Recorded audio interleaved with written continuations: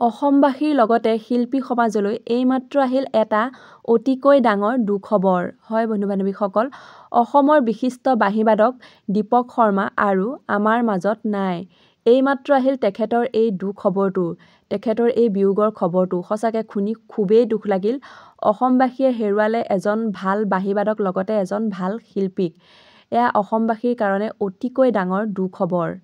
দীপক শৰ্মা দীৰ্ঘদিন ধৰি যকৃত ৰোগত আক্ৰান্ত হৈ আছিল আৰু তেখেতৰ বৰ্তমান চেন্নাই এখন ব্যক্তিগত চিকিৎসালয়ত চিকিৎসাধীন হৈ আছিল আৰু তেখেতৰ চিকিৎসা চলি আছিল আৰু জীৱন মৃত্যুৰ সৈতে যুঁজি শেষত নিয়তিৰ ওচৰত হাৰ মানিলে। সঁচাকৈ খবৰটো শুনি খুবেই দুখ লাগিল আৰু ৰাতিপুৱা আহিল তেখেতৰ এই বিয়োগৰ খবৰটো।